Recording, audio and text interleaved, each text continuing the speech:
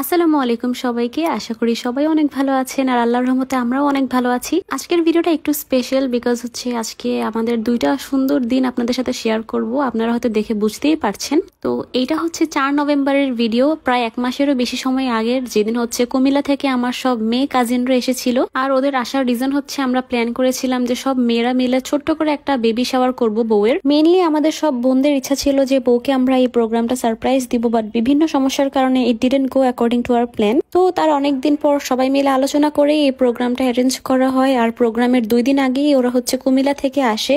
আর এটা সেদিনেরই ক্লিপ, মানে বেবি শাওয়ারের 2 দিন আগের ক্লিপ। তখন মাত্র ওরা কুমিল্লা থেকে ঢাকায় এসে পৌঁছাইলো আর আমরা ওদের জন্য সন্ধ্যার নাস্তার ব্যবস্থা করছি। তো ওই রাতটা আমরা সবাই মিলে অনেক এনজয় করে গল্প করে কাটাইছি। তো নেক্সট ডে আমি আমার ভার্সিটিতে আসলাম। আর আমার বাসায় মেহমান রেখে সেদিন আসা একদমই উচিত হয়নি, খুবই বোরিং একটা দিন গেছে। সেদিন ভার্সিটিতে একটা কনসার্ট ছিল, যে কনসার্টে ভার্সিটির অন্য কনসার্ট গুলোর মতন ভাইব পাই নাই। আর মনের মধ্যে এটাই ছিল যে বাসায় সবাই হয়তো এনজয় করতেছে।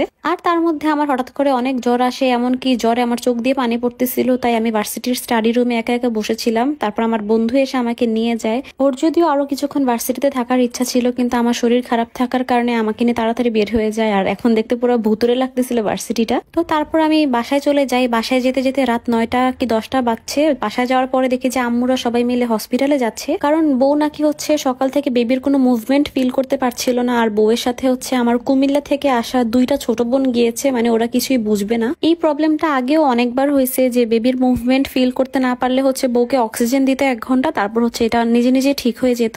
তাই ও কাউকে নিয়ে যেতে চায় নাই, আমার 2টা ছোট বোনকেই নিয়ে গেছে। কিন্তু সেদিন অনেক টাইম লাগছিল। আর আমার যেহেতু 2টা ছোট বোন আর ওরা কিছুই বুঝবে না, তো ওরা বলতেছিল বাসা থেকে নাকি ফ্যামিলি মেম্বারদেরকে যেতে হবে। তো তখন না আমরা কেন জানি টেনশনে একদম সবাই চলে আসছি। মানে আমি তখন ভার্সিটি থেকে এসেই গাড়িতে উঠে গেছি। ফাহিম ভাইয়া, আম্মু, মাহিন, তারপর আমার একটা বড় আপু আসছে, কাজিন, সেও চলে আসছে। কারণ আমরা বুঝতেছিলাম না যে আমার ছোট বোন 2টা কিছু বুঝবে কিনা, কারণ ওরা একা একা কুমিল্লাতেও চলাফেরা করে না।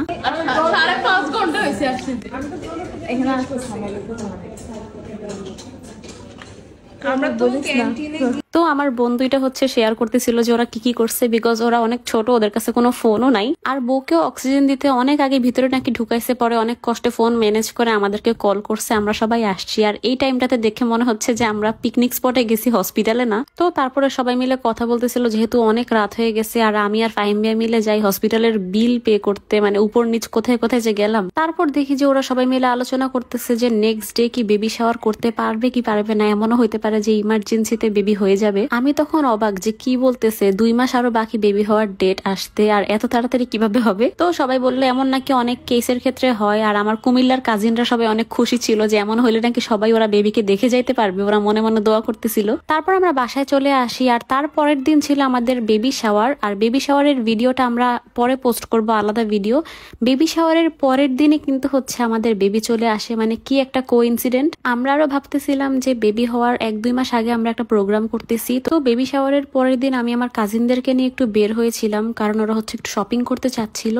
তার মধ্যে আমি হঠাৎ করে শুনতে পারলাম যে বউকে নাকি হসপিটালে নেওয়া হয়েছে, বেবির নাকি আবার কোনো মুভমেন্ট নাই। সেদিন নাকি বউকে অক্সিজেন দেওয়ার পরেও মুভমেন্ট আসছিল না। তো ডক্টর বলেছিল যে ইমার্জেন্সি কোনো ডিসিশন নিতে হবে। তো তখন ফাহিম ভাই আর মাহিনী শুধু হসপিটালে গিয়েছিল। আমি যেখানে শপিং করতে গিয়েছিলাম কাজিনদের সাথে, ওইখান থেকে ডিরেক্ট হসপিটালে যাই। আর আম্মুরা বাসা থেকে আসে। আমরা হসপিটালে পৌঁছানোর আধা ঘন্টা পরেই দেখলাম যে আমাদের ফাজরিন এই পৃথিবীতে চলে এসেছে, আলহামদুলিল্লাহ। কেমন ফিলিংস এটা? মানে বউয়ের ডেলিভারি হওয়ার কথা ছিল 22 ডিসেম্বর, আর এটা একদিনের ডিসিশনে হঠাৎ করেই 7 নভেম্বরে হয়েছে। যাই হোক, আমরা ক্যাবিনে সবাই অপেক্ষা করছিলাম বউ আর বাবুকে কখন নিয়ে আসবে। আর আমাদের অনেক বেশি ইচ্ছা ছিল যে আমরা সবগুলো মোমেন্ট আপনাদের সাথে অনেক সুন্দর করে শেয়ার করব, বাট করা হয় নাই। কারণ আমরা পোস্ট করার আগেই আপনারা হয়তো অন্যান্য ভিডিওতে সবগুলো মোমেন্ট দেখেছেন। আর আমরা এমনি চাচ্ছিলাম একটু লেট করে দিতে। আর একটা মেইন কথা ও খুবই ছোট মানুষ, ওকে আমরা ফ্যামিলি মেম্বাররা কেউই দেখাতে চাচ্ছি না বা রিভিল করতে চাচ্ছি না। এমনও আছে যে ওর ফেসের জায়গায় এডিট করেও মানুষ পোস্ট করতেছে। জাস্ট এটাই মাথায় রাখবেন যে আমরা এখনো ওর ফেস দেখাই নাই, বা আপনারা দেখেনও নাই, যেটা দেখেছেন সেটা ফেক। আর সবাই ভিডিওটা দেখে কষ্ট করে একটু মাশাআল্লাহ বলবেন। সবাই ভালো থাকবেন। দেখার জন্য থ্যাংক ইউ সো মাচ সবাইকে। আল্লাহ হাফেজ।